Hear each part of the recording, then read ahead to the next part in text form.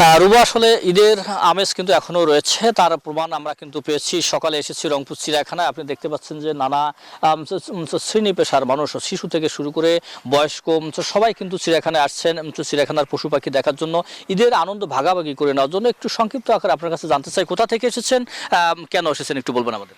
আমি পাটগ্রাম থেকে এসেছি আমার বাচ্চাকে নিয়ে ঈদের আনন্দ ভাগাভাগি করার জন্য এই রংপুর চিড়িয়াখানায় আসছি। আমার বাচ্চা দেখার জন্য পাগল হয়ে গেছে, আমরা এখানে আসছি।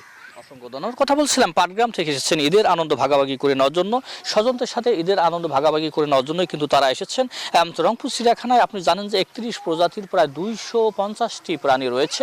এই প্রাণীগুলো দেখার জন্য দূর দূরান্ত থেকে, আরেকজন এসেছেন গাইবান্ধা থেকে আপনি এসেছেন, কেন এসেছেন একটু বলবেন আমাদের। একটু আমরা ঘুরতে এসেছি ভালো লাগার জন্য, এই জন্য আর কি। ঢাকা থেকে হচ্ছে অনেকদিন পরে দেশে, তাই একটু ঘুরতে এসেছি চিড়িয়াখানাতে।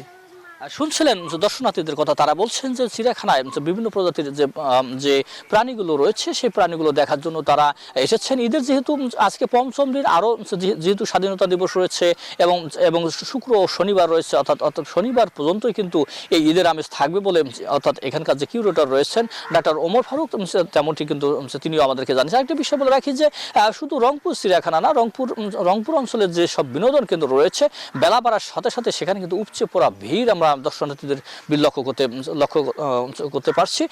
সব জায়গাতেই কিন্তু, অর্থাৎ মানুষ কিন্তু বিনোদনের জন্য আসছেন। যারা ঢাকা থেকে চট্টগ্রাম থেকে আসছেন ঈদের ছুটি কাটানোর জন্য, তারা কিন্তু এই ঈদে তাদের পরিবার পরিজন নিয়ে ঘোরাফেরা করছেন। এই ছিল রুবা আমার কাছে রংপুর চিড়িয়াখানা থেকে সর্বশেষ খবর। মানিক, আপনাকে ধন্যবাদ।